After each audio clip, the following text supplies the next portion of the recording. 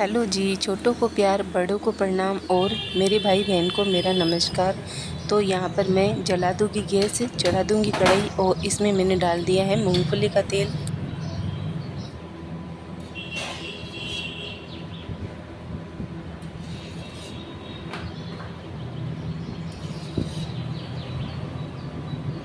तेल अच्छे से गर्म हो चुका है तो मैंने कुछ लहसुन की कलियाँ छोंक में डाली है और इसके बाद में डाल दूँगी 1 चम्मच जितना जीरा साबुत। अगर आप लहसुन नहीं खाते हो तो स्किप कर सकते हो छोंक में भी। जब जीरा और लहसुन अच्छे से ब्राउन हो जाए, चटक जाए, अच्छी खुशबू आने लग जाए, तब हम इसमें गंवारफली डाल देंगे, जिसके मैंने 2-3 भाग किए थे। उसके बाद में गंवारफली को धो लिया था। अब जैसे मैं बघार में डाल रही हूँ ना, तो इसके ऊपर ढक्कन लगा कर डाल रही हूँ, क्योंकि गंवारफली को हम जब तेल में डालते हैं ना, तो इसके पटकड़े फूटते हैं और ये मुँह पर और कहीं पे भी छांटे लग सकते हैं। इसलिए मैं ढक्कन लगाकर इसको डालती हूँ। तो सभी गंवारफली को डाल दूँगी और ये जो गंवारफली है, इसको मैं बिना उबाले बना रही हूँ।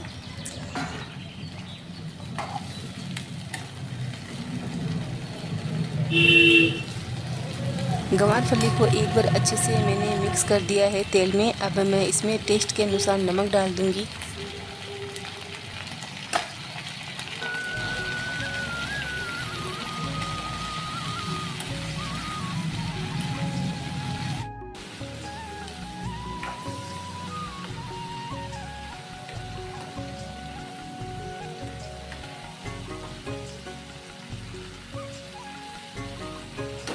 गंवारफली में मैंने नमक को अच्छे से मिक्स कर दिया है और अब इसके ऊपर ढक्कन लगाकर छोड़ दूंगी धीमी आंच पर। 4 से 5 मिनट पर तेल से ही हम बनाएंगे आज इस गंवारफली को। बहुत अच्छी और बहुत ही टेस्टी सब्ज़ी बनती है। तो अब यहाँ पर मैं कुछ लहसुन की कलियाँ हैं उसको दरदरा कूट लूँगी। अगर आप लहसुन नहीं खाते हो तो टोटल स्किप कर सकते हो।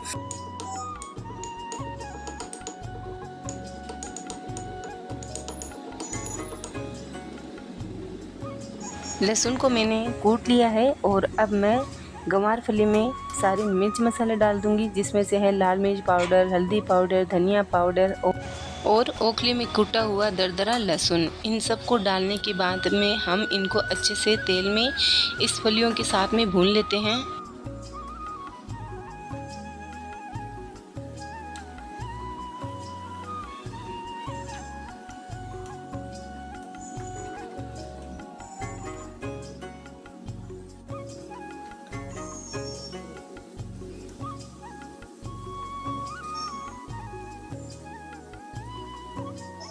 फलियों के साथ में मैंने अच्छे से मिर्च मसाले और लहसुन को 2 से 3 मिनट चलाते हुए भुना है। अब मैं इसमें 1 टमाटर काट कर डाल दूंगी। टमाटर काटने के बाद में इसको भी अच्छे से मिला लेंगे।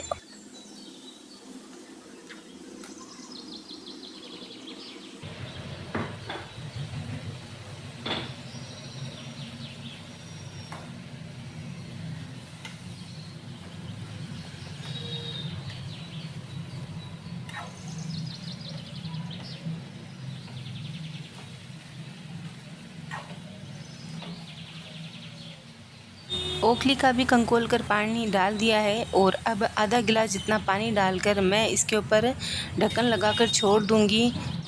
8-10 मिनट के लिए धीमी आंच पर इसको अंदर ही अंदर पकने देते हैं। एक बार इसको खोलकर देखना नहीं है। इधर मैंने 1 कटोरी गेहूं का आटा लिया है और अब ले रही हूँ खाने वाली चम्मच से 3 से 4 चम्मच सूजी। सूजी इसमें थोड़ी सी जाएगी, मतलब 2 चम्मच डालो तब भी चलेगा। ज़्यादा डालते हैं तो ये जो बाटी है ना, ये कड़क बनेगी, इसलिए मैं थोड़ी डाल रही हूँ सूजी। अब इसमें डाल दूँगी अजवाइन 1 से 1.5 चम्मच हाथों से क्रश करके। साथ में डाल दूँगी नमक टेस्ट के अनुसार। नमक मैं अपने टेस्ट के अनुसार डाल रही हूँ और अब डाल दूँगी इसमें एक बीच में छेद करके तेल। आप घी या तेल कोई सा भी ले सकते हो। मैं यहाँ पे मूंगफली का तेल ले रही हूँ 2 चम्मच। मेरी चम्मच जो है थोड़ी सी बड़ी है, तो अगर आप छोटी चम्मच लेते हो तो 3 चम्मच ले लीजिएगा। अब इसको हम मोइन देंगे तेल में।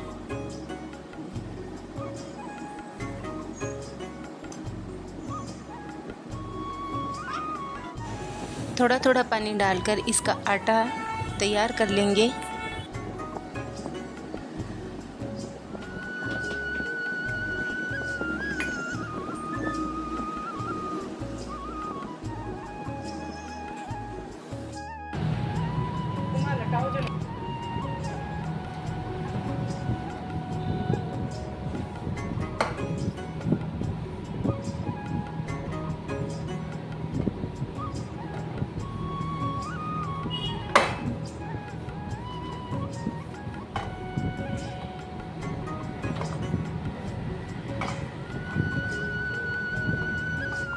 बाटी बनाने के लिए हमने आटा तैयार कर लिया है। अब इसको 10 मिनट के लिए रेस्ट में दे देते हैं। तो ढक्कन लगाकर साइड में रख देते हैं। इधर मैंने दही लिए है एक बर्तन में। जितना दही लिया है उससे आधा मैं पानी ले लूँगी। पानी लेने के बाद में मैं डाल दूँगी इसमें जितना ज़रूरत है बेसन, उस हिसाब से। मैं इसमें बेसन कम ही डालती हूँ हमेशा ही, और दही की क्वांटिटी ज़्यादा रखती हूँ। इससे कढ़ी का टेस्ट बहुत अच्छा आता है। तो 2 चम्मच भर के मैंने इसमें डाल दिया है। अब इसको मैं घोटने से फेंट लेती हूँ।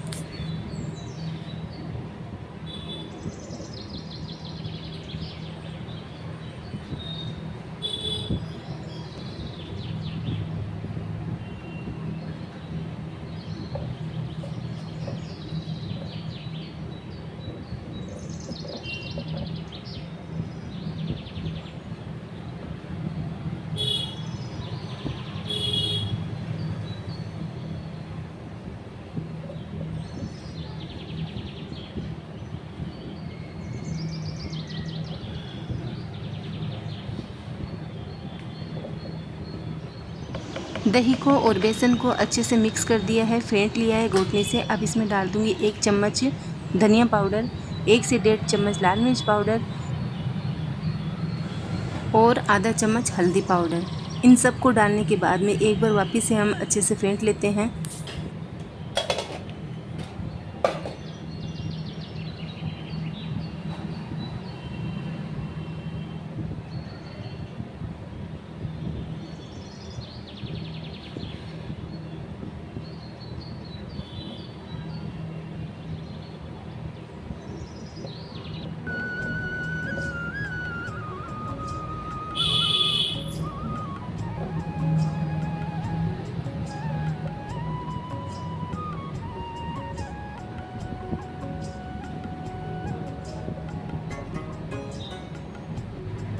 कढ़ी बनाने के लिए घोल तैयार कर दिया है हमने, और बाटी बनाने के लिए आटा भी लगा दिया है। और अब हमारी इधर जो फली है वो भी पक चुकी है।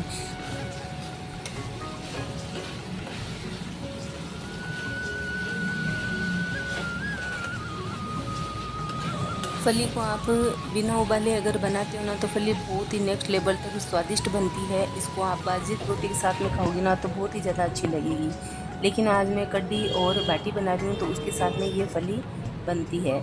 आप देख सकते हो फली का कलर भी कितना अच्छा आया है और कितनी लूंजी बनी है फली। बहुत ही खाने में भी बहुत अच्छी लगती है। मेरे बच्चों को बिना उबाले हुए हमेशा फली किसी टाइम दे दो ये खा लेंगे बच्चे।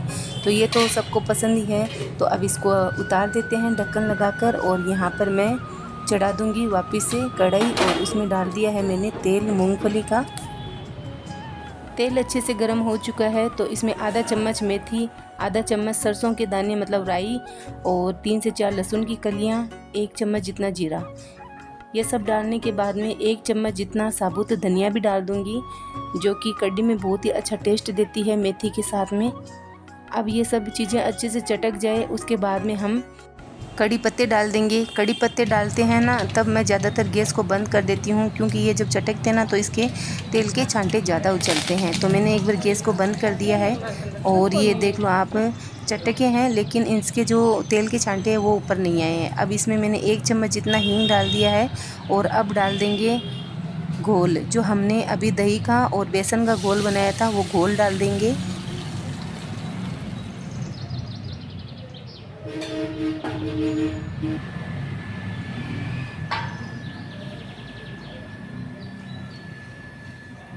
घोल डालने के बाद में इस बर्तन में थोड़ा सा पानी खंगोल कर भी डाल दिया है। अब तुरंत इसको चलाएंगे, नहीं तो जो दही है वो फट जाएगी।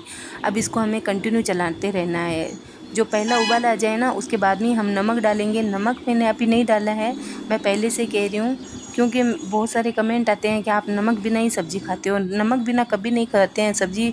मुझे सब्ज़ी की खुशबू से पता चल जाता है कि मैंने नमक ज़्यादा डाला है या कम डाला है। तो इतना तो खाना बनाते वक्त इतना एक्सपीरियंस आ गया है, कभी ऐसा नहीं हुआ कि मैंने बिना नमक के कोई सी भी सब्ज़ी बनाई है। बस आप वीडियो को अच्छे से देख लीजिएगा ताकि पता चल जाए कि मैंने नमक कब डाला था। अब इसका जो पहला उबाला आ चुका है, इसको कंटिन्यू चलाते हुए मुझे 5 से 7 मिनट हो चुके हैं। अब इसकी आंच को मैं धीमा कर दूंगी गैस की, और इसमें डाल दूंगी टेस्ट के अनुसार नमक।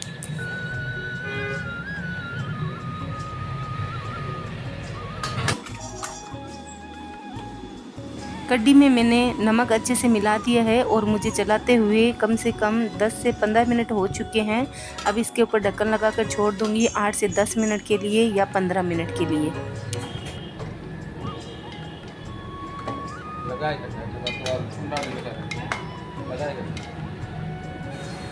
इधर हमारे आटा को हमने थोड़ा सा इस तरह से हाथों से कर लिया है और अब इसकी एक एक लोई तोड़कर हम इसकी बाटियां बना लेंगे। जब भी बाटियां बनाऊं तो बीच में थोड़ा सा इसका हल्का सा क्रैक होना चाहिए। जैसे मैं जिस तरह से बना रही हूँ ना गोल लोई, उसी तरह से आप बनाइएगा और आपके जो बीच में है ना थोड़ा सा छेद रहेगा तो अंदर से तक बाटियाँ अच्छे से सिक जाएगी।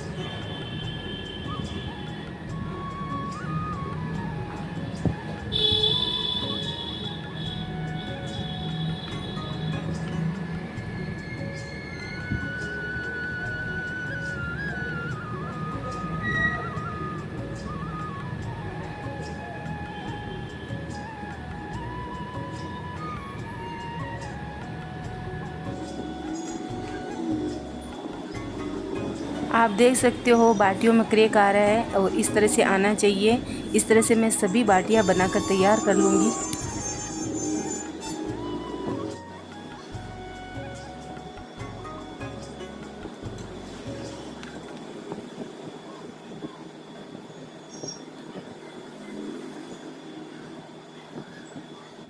इस तरह से मैंने सभी बाटियां बना ली है। ये जो है बाटियां हमारी 10 बनी हैं।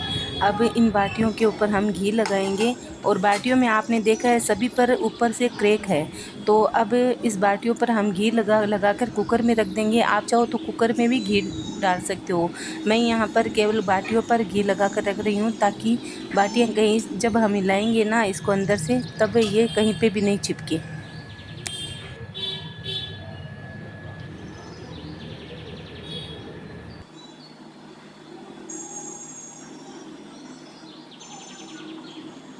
इस तरह से सभी बाटियों पर मैंने घी लगाकर इसमें रख दिया है और एक के ऊपर बाटी को नहीं रखना है, केवल जितनी एक बार आए उतनी ही रखना है। तो मेरी जो बाटियाँ हैं वो सभी फिक्स हो गई है इसके कुकर में। अभी हमारी जो कढ़ी है वो भी तैयार हो चुकी है।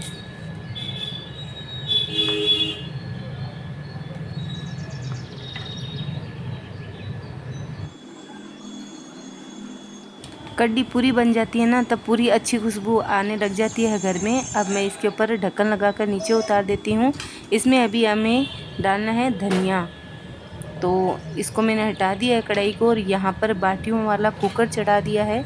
अब इसके ऊपर मैं बिना सीटी और बिना रबड़ के ढक्कन लगा दूंगी कुकर पर और 20 से 25 मिनट तक धीमी आंच पर पकाएंगे बाटियों को और बीच बीच में चलाते रहेंगे। आप देख सकते हो बिना सीटी के ही हैं। अब इधर हमारी कढ़ी में हम हरा धनिया भी डाल देते हैं।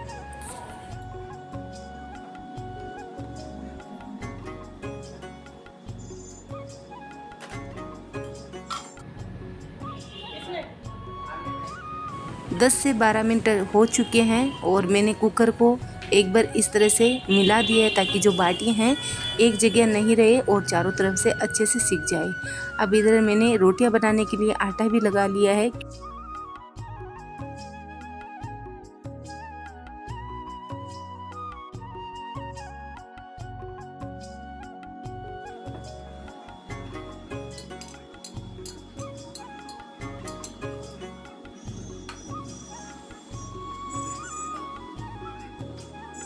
और अब इधर हमारी बाटियों को 2 बार मैं तीसरी बार देख रही हूँ इस तरह से कर और जो बाटियाँ हैं वो सिक तो चुकी है लेकिन अंदर तक पूरी अच्छे से नहीं सिकी है। तो मैं वापस से ढक्कन लगाकर दूसरे वाले गैस पर रख दूँगी धीमी आंच पर।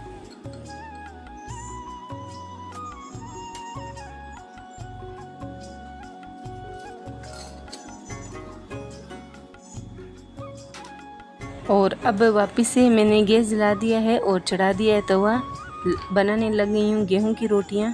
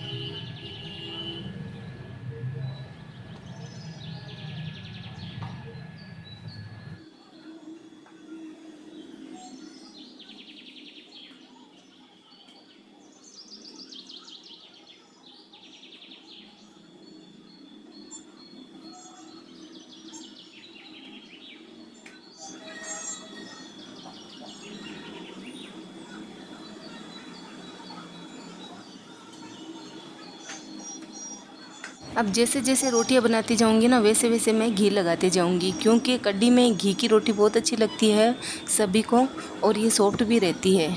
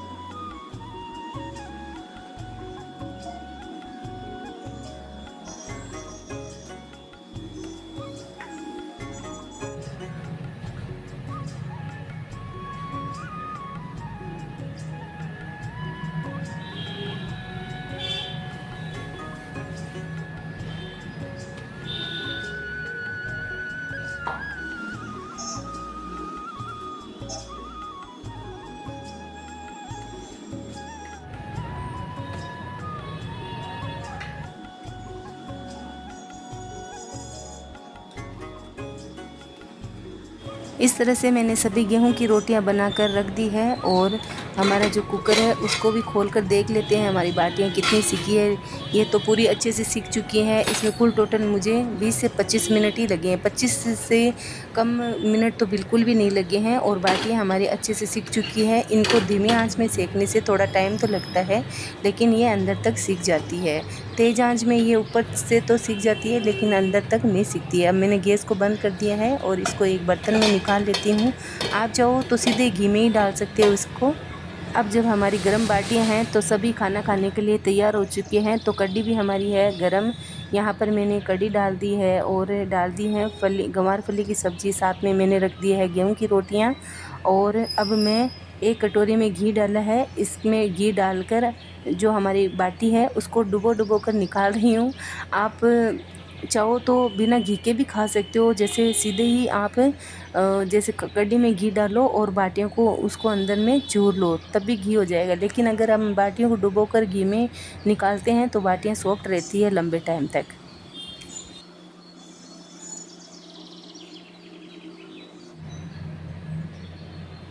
बिना ऊपर से कढ़ी में घी डाले यह तो बिल्कुल भी अच्छा नहीं लगता है, तो आप ज़रूर ऊपर से घी डालकर खाइएगा। अब आपको कढ़ी और जो बाटी है ये अलग टाइप से लग रही होगी कि हमेशा दाल बाटी तो सुना था लेकिन कढ़ी बाटी नहीं सुना है। हमारे यहाँ क्या होता है ना, बहुत बार ऐसा भी होता है कि कढ़ी और बाटी साथ में खाते हैं। अब खाते हैं किस तरह से हैं, तो यहाँ पर मैंने बाटी को एक कटोरी में चूर रही हूँ। देख सकते हो बाटी जो अंदर से है अच्छी सी सिक भी चुकी है और एकदम सॉफ्ट भी बन चुकी है। इसको जब हम तोड़ते हैं ना अंदर से एकदम मुलायम और सॉफ्ट रहती है। एक नहीं सिकती है ना बाटी तो वो हाथों पर चिपकती है, ये हाथों पर नहीं चिपक रही है ना, तो इसका मतलब ये अच्छी सी अंदर तक सिक चुकी है। अब इसके ऊपर मैंने डाल दिया है कढ़ी के ऊपर डाल दिया मैंने प्याज और डाल दिया है साथ में जीरा पाउडर भुना हुआ, साथ में डाल दिया कटा हुआ हरा धनिया।